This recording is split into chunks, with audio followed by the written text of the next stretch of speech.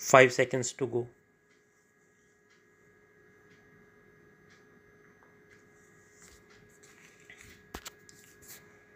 Start.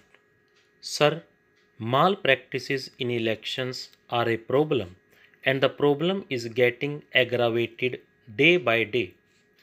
All the political parties, the various governments in power in various states, and newspapers, all of them are contributing to the deterioration in standards in the conduct of elections. It is very unfortunate that all the political parties are inducting caste and communal politics into elections. Nowhere else and never the election result is decided on the basis of caste, and never a particular caste votes to only for a candidate from that particular caste. The high commands of all the political parties, while announcing their list of candidates for the various elections, say that they have given so many seats to Brahmins, so many to Thakurs, and so many to Jats. The system is getting on like that. All the political parties are contributing to this, and candidates are filled on the basis of caste. Sir, we are aware, since representative elections have been introduced in this country, the elections results are never decided by known caste lines and known communal lines. When it is decided by such an emotional issue and not on the basis of the problems facing the country, how can we attribute caste for the result? During 1952, when elections took place in the composite Madras state, there was a representation at that time against the Communist Party. The undivided Communist Party went underground, and thousands of communist workers had been arrested. They went to the court during 1952.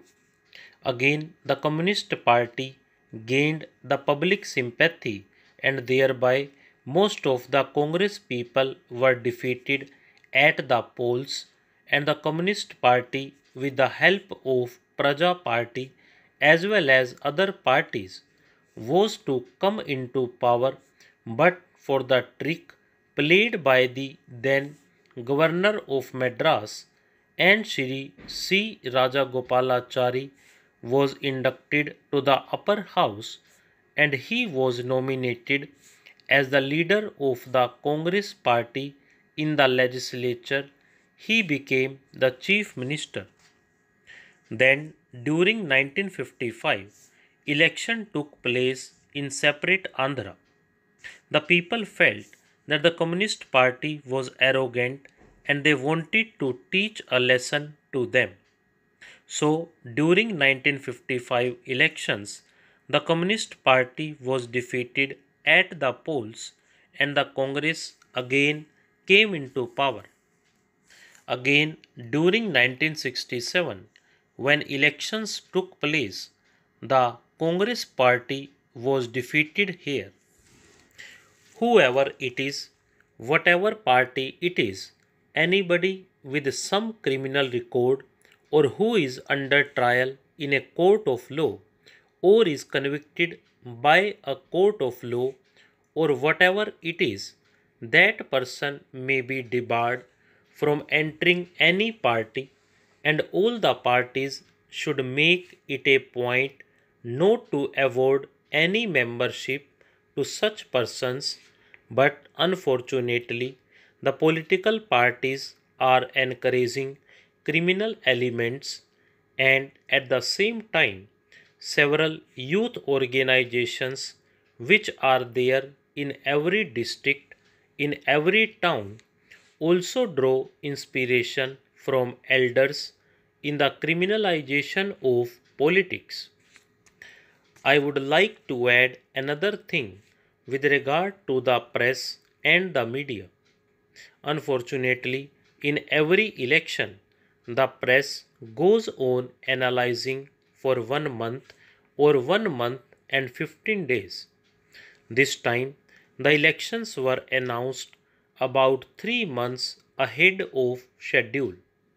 But all these 3 months, all the newspapers gave analyzing, stating there that are 7 assembly segments in the parliamentary constituency, and in all the 7 assembly segments, female voters are more than the male voters, and agricultural laborers are more than the agriculturists in the last elections in this constituency.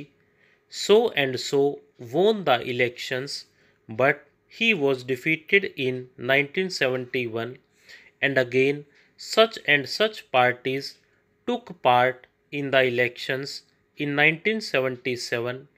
So many people contested against each other, and ultimately that fellow won.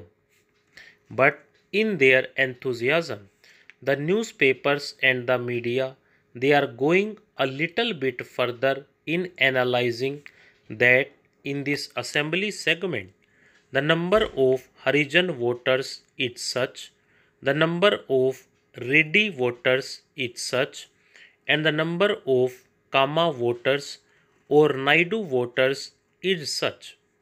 Like that, they are going to analyze the facts and the position of the votes in that particular segment. That is giving rise to so much communal tension and caste tension. Slowly, they are influencing the minds of political workers, saying, unless you go on the lines of caste, it is not desirable for the efficient functioning of democracy. This is very dangerous for the unity of the country now. I would like to appeal to the media as well as my journalist friends to see that such thing is avoided, such reporting is avoided, such analysis in the press during electioneering is avoided on caste lines and communal lines. Unless it is done, I am very much afraid that we are heading from bad to worse.